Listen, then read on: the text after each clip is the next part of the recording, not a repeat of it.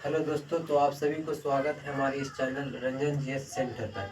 तो आज हम लोग दहन और ज्वाला जानेंगे। क्या जानेंगे? तो दहन और ज्वाला जानेंगे। ठीक है, तो लिख देते हैं दहन और ज्वाला।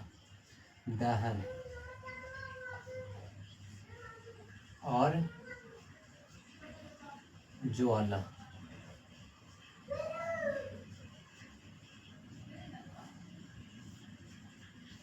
दहन और ज्वाला जानेंगे। ठीक है, तो देखते हैं सबसे पहले जो पहला शब्द है दहन। दहन के बारे में हम लोग समझते हैं। तो देखिए, दहन को सिंपल में अगर समझा जाए तो दहन कोई पदार्थ रहेगा, वो ऑक्सीजन की उपस्थिति में जलना शुरू होगा और जलकर ऊष्मा एवं प्रकाश उत्पन्न करेगा, तो उसे ही बोला जाता है दहन।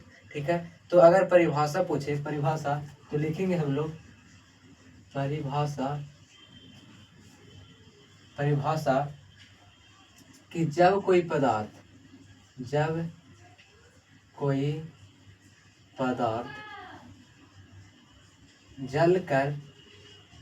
जलकर ऊष्मा एवं प्रकाश उत्पन्न करता है, प्रकाश उत्पन्न करता है तो उसे दहन कहते हैं। उसे दहन कहते हैं। ये सिंपल परिभाषा हो गया दहन का। जब कोई पदार्थ जलकर ऊष्मा एवं प्रकाश उत्पन्न करता है तो उसे दहन कहा जाता है। दहन जो होता है वो दो तरीका से होता है। जैसे वो दहनशील पदार्थ मान लेते हैं। दहनशील पदार्थ कहे के मतलब जो होता है कोई वो जो होगा कि जलना शुरू जलेगा, और जो अदहनशील होता है पदार्थ वो जलवे नहीं करेगा। ठीक है, तो देखिए दहन जो होता है, दहन दहन दो तरीका से होता है। दहन से ऐसे मान लेते हैं, दहनशील जो पदार्थ है वो दो प्रकार का होता है। पहला पहला होता है दहनशील पदार्थ। दहनशील यानी जलेगा। ये दहनशील मतलब जलेगा, और अदहनशील के कहे के मतलब कि नहीं जलेगा। अदहनशील पदार्थ। दहन पदार्थ कितने प्रकार का होता है? तो दो प्रकार के होते हैं, दहनशील और अदहनशील यानी होते हैं पदार्थ। ठीक है, तो देखिए दहनशील के अंतर्गत अगर एग्जाम्पल में देखा जाए, एग्जाम्पल में तो लकड़ी आ जाएगा। लकड़ी, कागज और प्लास्टिक ये आ जाएगा इसके अंतर्गत। और अगर इसके अंतर्गत देखा जाए एग्जाम्पल, तो ये इसके अंतर्गत हो जाएगा सीमेंट, हो जाएगा सीमेंट, ईंट हो जाएगा, लोहे की बनी वस्तु हो जाएगा, लोहे की बनी वस्तु हो जाएगा, ये हो जाएगा। ठीक, अगर बोले कि दहनशील पदार्थ किसे कहते हैं, दहनशील पदार्थ किसे कहते हैं, तो लिखेंगे वैसा दहनशील पदार्थ जो जलता हो उसे दहनशील पदार्थ कहा जाता है। और अदहनशील पदार्थ किसे कहते हैं? तो दहन की वह पदार्थ जो नहीं जलता हो उसे अदहनशील पदार्थ कहा जाता है। इसके अंतर्गत अगर दहनशील के अंतर्गत पूछेंगे एग्जाम्पल में क्या होता है, तो लकड़ी हो जाएगा, कागज हो जाएगा, प्लास्टिक हो जाएगा। और अदहनशील पदार्थ के अंतर्गत पूछे एग्जाम्पल में तो सीमेंट हो जाएगा, ईंट हो जाएगा, लोहे की बनी वस्तु हो जाएगा। ठीक, अब देखिए इसको जो दहन होता है वो तीन बातों पर अवश्य मतलब तीन बातों पर शर्त रखता है कि अगर दहनशील कोई पदार्थ हो रहा है तो कितनी उसके शर्तें होना चाहिए। तो उसके जो आवश्यक शर्तें होना चाहिए वो तीन होता है। ठीक है, देखिए इसको मिटाते हैं।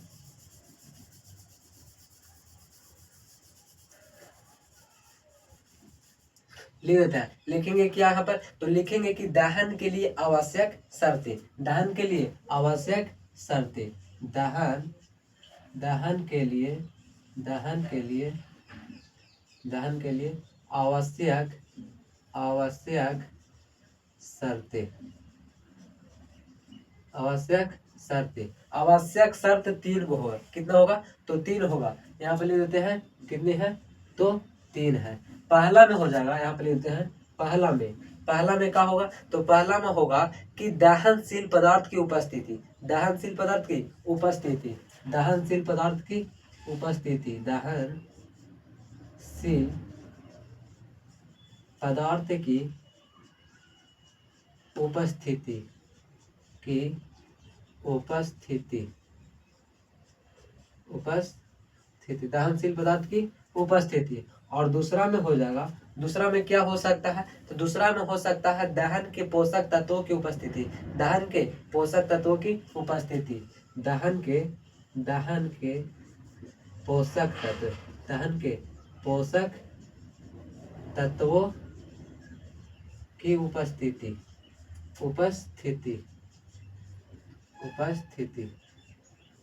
जैसे ऑक्सीजन आ जाएगा इसके अंतर्गत, ऑक्सीजन, यहाँ पे लेते हैं ऑक्सीजन, ठीक है। और तीसरा में अगर पूछा जाए, तीसरा में पूछा जाए कि दहन के लिए आवश्यक शर्तें जो 3 है, वो तीसरा नंबर में क्या है, तो ज्वलन ताप की प्राप्ति। क्या है, तो ज्वलन ताप की प्राप्ति ले लेते हैं यहाँ पर भी ज्वलन ताप की प्राप्ति।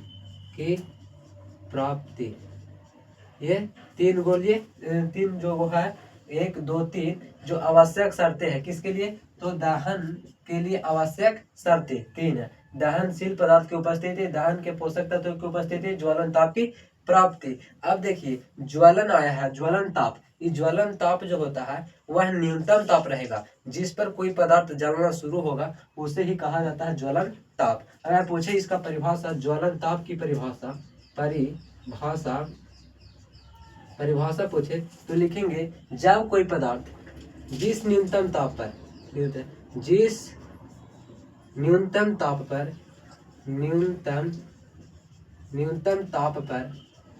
पर कोई पदार्थ जलना शुरू होता है, जलना शुरू होता है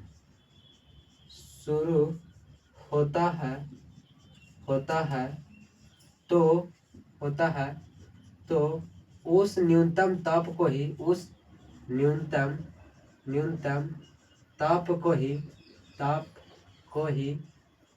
ज्वलन ताप कहते हैं, ज्वलन ताप कहते हैं, ठीक है। अभी ज्वलन ताप भी समझ लिए, अब हम लोग देखेंगे कि जो काची होता है, तो इसमें होता है कि ज्वलन कितने तरह से उत्पन्न होते हैं, तो यहाँ सिंपल हो जाएगा कि ज्वलन जो होता है 2 तरीका से उत्पन्न होता है। पहला हो जाएगा कि पहला काची हो जाएगा, तो पहला होगा कि ऑक्सीजन अगर पूरा मिल रहा है तो पर्याप्त आपूर्ति होगा, ऑक्सीजन के पर्याप्त आपूर्ति। और दूसरा में होगा कि ऑक्सीजन की अपर्याप्त आपूर्ति। 2 तरीका से उत्पन्न होता है। पहला में काची होता है, तो ऑक्सीजन की अपर्याप्त आपूर्ति और दूसरा ऑक्सीजन की पर्याप्त आपूर्ति। तो लिखते हैं यहाँ कि ज्वलन कितने तरह से उत्पन्न होते हैं,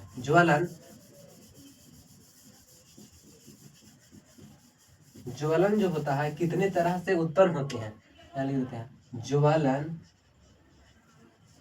कितने तरह से उत्पन्न होते हैं, ज्वलन कितने तरह से उत्पन्न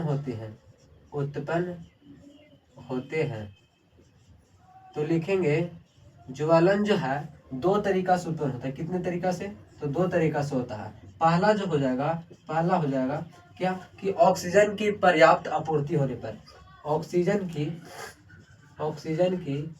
पर्याप्त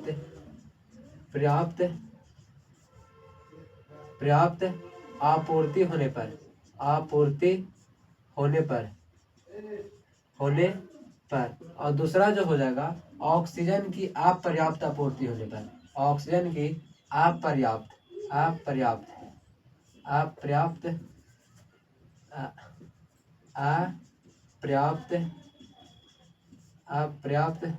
आपूर्ति होने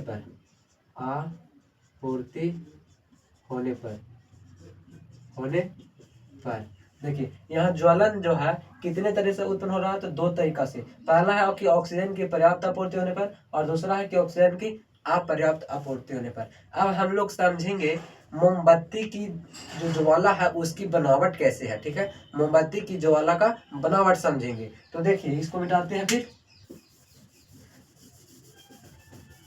लिखते हैं यहाँ पर मोमबत्ती की ज्वाला की बनावट, मोमबत्ती की ज्वाला की बनावट, मोमबत्ती, मोमबत्ती, मोमबत्ती की ज्वाला की बनावट, मोमबत्ती की ज्वाला की बनावट, मोमबत्ती की ज्वाला का बनावट, बनावट। देखिए मोमबत्ती की ज्वाला का बनावट समझते हैं। तो देखिए यहाँ पर पहले तो हम इसको बनाते हैं मोमबत्ती को,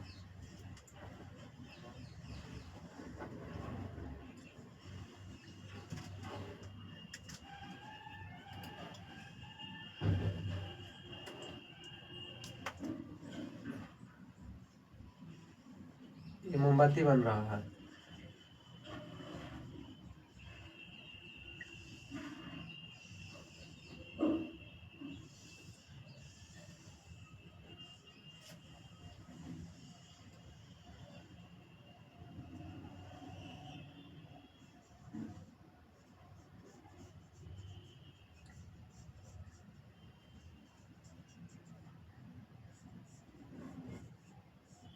मोमबत्ती ये बन गया। अब हम लोग समझेंगे कि मोमबत्ती की ज्वाला की जो बनावट है वो कितने तरीके से होते हैं इसकी बनावट।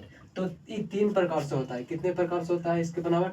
तो 3 प्रकार से होता है। सबसे पहला देखा जाए तो इसको बोलते हैं बाह्य क्षेत्र, बाह्य बाह्य क्षेत्र, ठीक। ऐसे इसका जो बनावट होती है 3 प्रकार से होती है, लिख देते हैं यहाँ पर। पहला जो होती है केंद्रीय मंडल होती है, केंद्रीय मंडल, केंद्रीय मंडल। और दूसरा जो होता है प्रकाशमान मंडल होता है, प्रकाशमान मंडल, मान मंडल। और जो तीसरा होता है वो प्रकाशहीन मंडल होता है, प्रकाशहीन मंडल, प्रकाशहीन मंडल।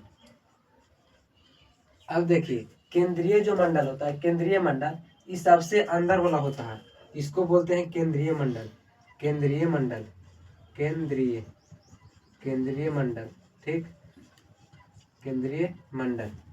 और इस जो होता है ये वाला इसको बोलते हैं प्रकाश, प्रकाश दोनों में लिख देना ऐसा ही, प्रकाश। और इसको भी इसको मिटा देते हैं प्रकाश।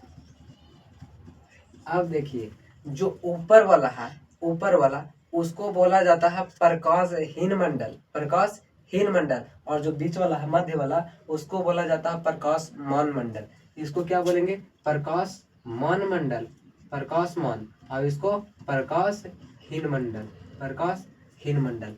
अब देखिए जो प्रकाशमान मंडल है इसका जो रंग होता है, प्रकाशमान मंडल कह के मतलब जो मध्य वाला है, आगे इसका क्षेत्र लिख देते हैं।